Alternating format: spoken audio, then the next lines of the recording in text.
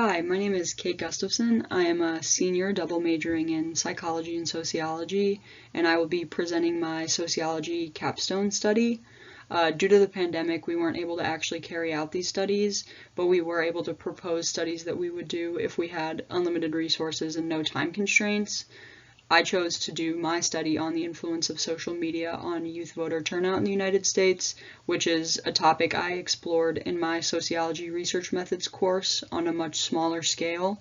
So I was excited to be able to design a more elaborate study that I could do in the future if I had the opportunity. So to start out, why should we care? Why does increasing the youth voter turnout matter? Well, youth interest in and subsequent participation in national election has long garnered the United States attention during election cycles due to consistently low levels of youth political participation. U.S. nonprofits, grassroots organizations, and government officials have long been in search of strategies to improve youth civic engagement, and this is due to, like I said, repeatedly low levels of voter turnout. In fact, according to the U.S. Census, the voting rate for 18 to 29-year-olds has been the lowest rate among all age groups in every presidential election since 1980, and the youth voting rate has only surpassed 50% 3 times since then in the 1992, 2008, and 2020 presidential elections. However, when you look at youth voter turnout in midterm elections, it's much bleaker. In 2018, only 35.6% of youth voters voted, and in 2014, only 19.9% of youth voters voted. So while early estimates are showing that 52 to 55% of youth voted in the 2020 presidential elections, this level of involvement is atypical. And due to civic participation in the United States being so unequal between age groups, there exists a civic engagement gap between these demographic groups. And this civic engagement gap really threatens representative democracy because it allows politicians to be elected that are out of sync with the attitudes of their citizens. And also, put simply, youth voters represent a critical source for creating societal change due to their typically progressive and optimistic views. So if we're interested in making progressive change, then starting with youth and encouraging them to show up at the polls is a great place to do so. So when it comes to studying youth voters and laying the foundation for what generally influences them to participate, many researchers in this area agree on the assumption that traditional theories regarding voter turnout cannot be entirely applied to college-age voters.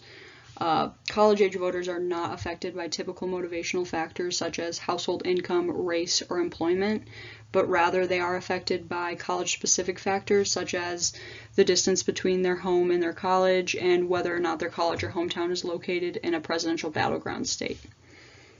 It's also important to note that a strong sense of community has been shown to increase civic participation, but since many young people find themselves living or attending college in new cities or states to which they have no connection to, this may help explain why civic engagement in people's 20s is so low.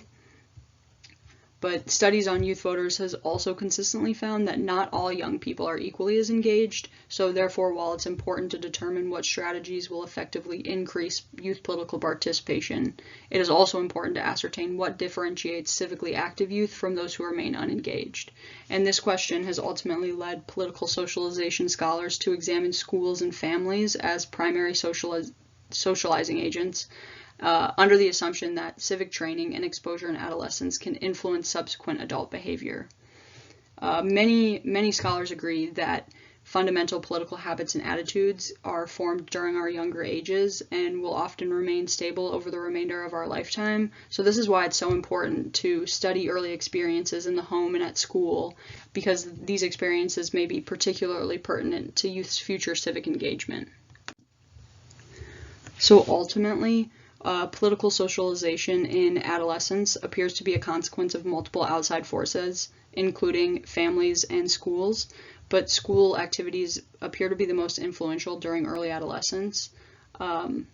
because schools offer opportunities for political discussions, volunteering, and avenues for social work, all of which lead to higher levels of civic engagement. In addition to extracurricular activities, educational experiences also play a key role in future political participation, because if youth voters do not possess internal political efficacy, which is defined as the perceived competence to understand and to participate effectively in politics, then they are significantly less likely to participate. If a young voter does not feel like they are adequately prepared or knowledgeable enough to participate, then this can present a real barrier to voting.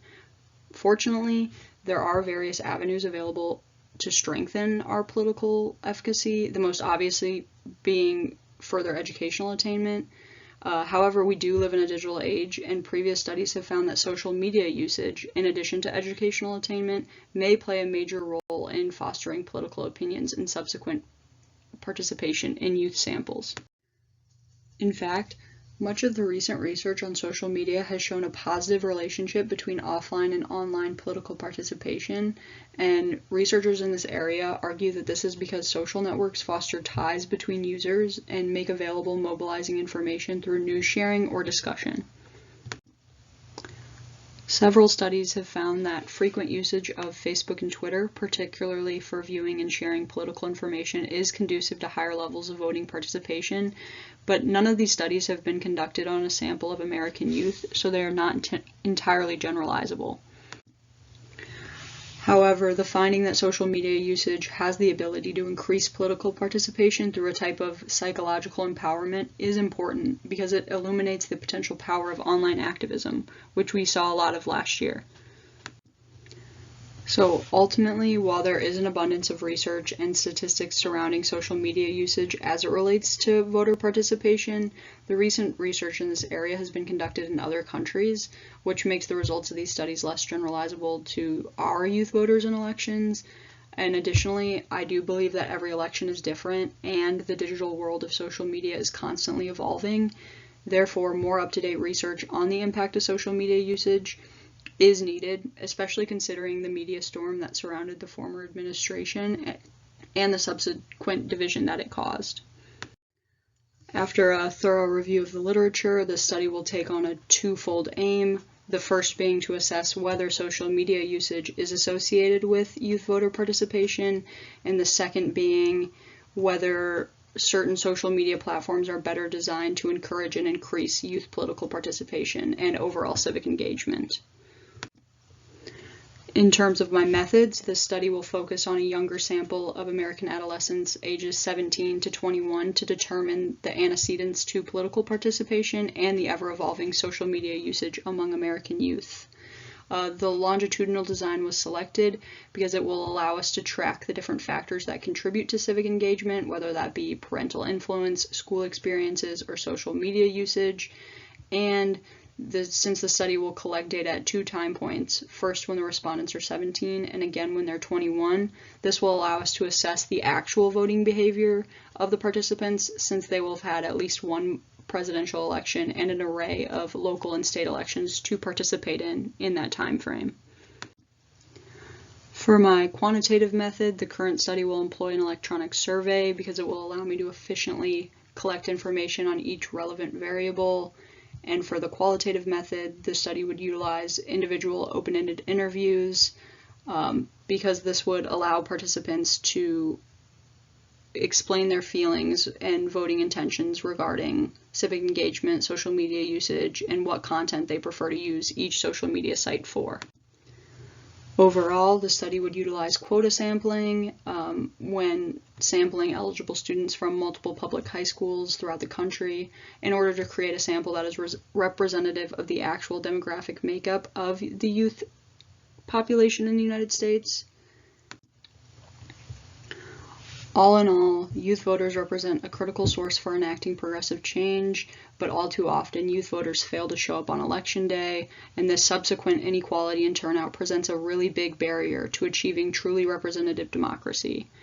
Fortunately for us, technology and information sharing software is being innovated every day, and social media has the power to not only inform youth voters on what is occurring within our government, but to also encourage these potential voters that they have a duty to participate in our nation's elections. Thank you.